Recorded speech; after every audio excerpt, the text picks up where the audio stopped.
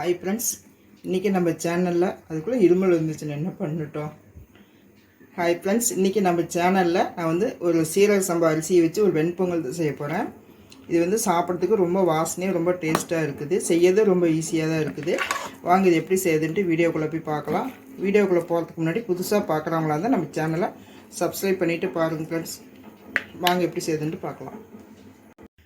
நான் வந்து ஒரு டம்ளரு சீரக சம்பா அரிசி எடுத்து வச்சுக்கிறேன். இந்த பொங்கல் வந்து நம்ம வந்து பச்சை அரிசிலையும் செய்யலாம், சில பேர் புழுங்கல் அரிசிலையும் செய்கிறாங்க. நான் வந்து இன்றைக்கி வந்து சீரக சம்பா அரிசியில் செய்கிறேன். இந்த சீரக சம்பா அரிசிலையும் செய்யலாம். நம்ம வந்து ஒரு டம்ளர் டீ குடிக்கிற டம்ளரோ கப்போ நம்ம நமக்கு எவ்வளோ வேணுமோ அந்த அளவுக்கு நம்மக்கிட்ட என்ன இருக்கோ அந்த இதை எடுத்து நம்ம அளந்துக்கலாம். அதே டம்ளர்லேயே ஒரு அரை டம்ளர் பாசி பருப்பு எடுத்து வச்சுக்கிறேன். இப்போ இதை வந்து அடுப்பத்தை வச்சு ஒரு கடாயை வச்சுக்கிறேன். இது வந்து லைட்டாக வறுத்துட்டு அரிசியோட ஒரு 15 நிமிஷம் ஊற வச்சுட்டு நம்ம பொங்கல் செஞ்சோம்னா நல்லா வாசனையும் நல்லாயிருக்கும். இது லேசாக வறுத்தா போதும், ரொம்ப வறுக்கணும்ல இல்லை. எண்ணெயில் எதுவுமே ஊற்ற வேண்டாம், வெறும் பருப்பு மட்டும் போட்டு வறுத்துக்கலாம். பொங்கல் எல்லாத்துக்குமே பிடிக்கும். நம்ம எதில் வேணால் செய்யலாம், புழுங்கல் அரிசிலையும் செய்யலாம், பச்சை அரிசிலையும் செய்யலாம், பாசுமதி சீரக சம்பா எதில் வேணாலும் நம்ம செய்யலாம். இது லேசாக வறுத்துட்டு நான் ஒரு 15 நிமிஷம் இல்லைன்னா ஒரு 20 நிமிஷம் ஊற வச்சுட்டு எப்படி செய்யுதுன்ட்டு பார்க்கலாம். இப்போ நல்லா வறுத்துட்டேன். இந்த அளவுக்கு வறுத்தா போதும்.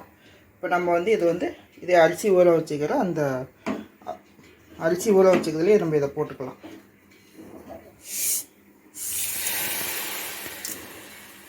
போட்டு கொஞ்ச நேரம் ஊறினா போதும், நம்ம தாளிச்சுக்கலாம்.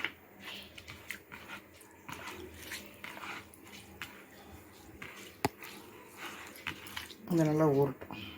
ஒரு 15 நிமிஷம் ஊறட்டும். நம்ம கொஞ்சம் தண்ணி ஊற்றி நான் ஊற வைக்கிறேன். அரிசி நல்லா ஒரு 15 நிமிஷமாக நல்லா ஊறிச்சு. நான் தண்ணி வடிகட்டி வச்சுருக்கிறேன். இப்போ வந்து நார்மலாக வந்து சீரக சம்பா அரிசிக்கு இது வந்து ரொம்ப பழைய அரிசி. இதுக்கு வந்து நான் பிரியாணியோ குஸ்காலாம் செய்யும்போது 1க்கு 2 தண்ணி ஊற்றுவேன். ரொம்ப பழைய அரிசி, 1க்கு 2 தண்ணி ஊற்றுவேன். இப்போ நம்ம வந்து பொங்கல் செய்கிறதுனால நான் வந்து 1க்கு 3 தண்ணி ஊற்றிருக்கிறேன். இப்போ குக்கரில் வச்சு அதில் 1க்கு 3 தண்ணி, அரை டம்ளர் பாசி பருப்புக்கு 1 டம்ளர் தண்ணி கணக்கு வச்சுட்டு 4 டம்ளர் ஊற்றிருக்கிறேன். இப்போது தண்ணி வந்து கொதிக்க ஆரம்பிக்குது. இதில் நம்ம வந்து இந்த பருப்பு அரிசியும் போட்டுட்டு இதுக்கு தேவையான அளவு உப்பு போட்டு ஒரு 4 விசில் வச்சு ஆஃப் பண்ணுவோம். 4 இல்லைன்னா 3. இந்த பருப்பு வேகணும்ல, அதனால் ஒரு 4 விசில் விட்டுக்கலாம். இப்போ இதுக்கு தேவையான அளவு உப்பு போட்டுக்கிறேன். இந்த பொங்கலுக்கு நெய்யெல்லாம் எதுவுமே ஊற்ற வேண்டாம். நெய் ஊற்றினா எல்லாம் வெளியே வந்துடுது. அதனால் இப்போ இது மூடி போட்டு ஒரு 4 விசில் விட்டு நான் ஆஃப் பண்ணுறேன்.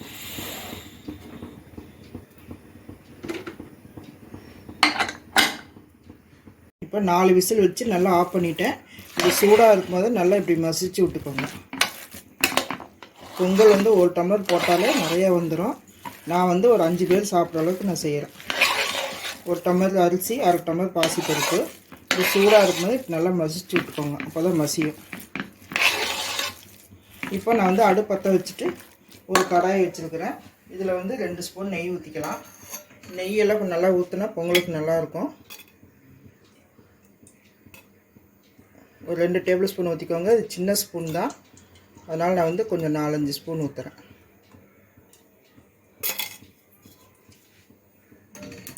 இது கூட கொஞ்சமாக ஆயில் ஊற்றிக்கோங்க. ஒரே நெய்யாக ஊற்றினாலும் நல்லா இருக்காது. ஒரு 2 டேபிள் ஸ்பூன் ஆயில் ஊற்றிக்கலாம்.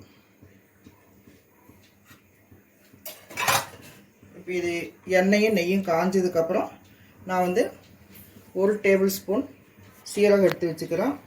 1 டேபிள் ஸ்பூன் சீரகம், 1 ஸ்பூன் மிளகு, ஒரு டேபிள் ஸ்பூன் இஞ்சி, ஒரு 2 பச்சை மிளகா, நீளமான பச்சை மிளகாயை 2ஆக கட் பண்ணி வச்சுக்கிறேன்.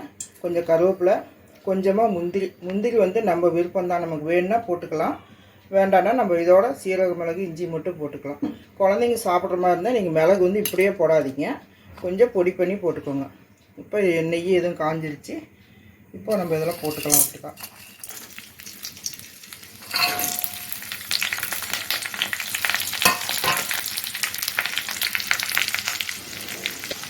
இப்போ இது வந்து நல்லா பொரிஞ்சிட்டு இருக்குது. இப்போ நல்லா பொரிஞ்சதுக்கப்புறம் கொஞ்சமாக பெருங்காயத்தூள் கொஞ்சமாக போட்டுக்கோங்க. பருப்பு போட்டு செய்கிற எந்த டிஷ்ஷாக இருந்தாலும் நம்ம கொஞ்சம் பெருங்காயத்தூள் சேர்த்துணும். கொஞ்சமாக ஒரு சின்ன ஸ்பூனு 1 ஸ்பூன், அவ்வளோதான். நல்லா ஃப்ரை ஆகிடுச்சு. இதை வந்து எடுத்து நம்ம பொங்கலை கொட்டிக்கலாம்.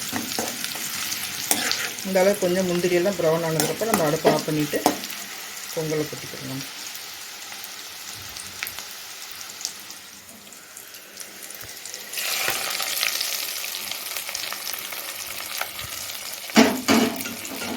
இப்போ இதை வந்து நல்லா மிக்ஸ் பண்ணிக்கணும்.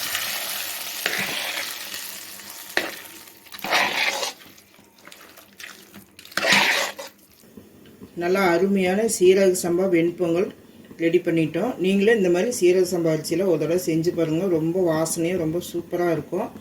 நான் வந்து இதுக்கு வந்து முருங்கைக்காய் சாம்பாரும் தேங்காய் சட்னியும் வச்சுருக்கிறேன். நீங்களே இதே மாதிரி செஞ்சு பாருங்கள் ஃப்ரெண்ட்ஸ்.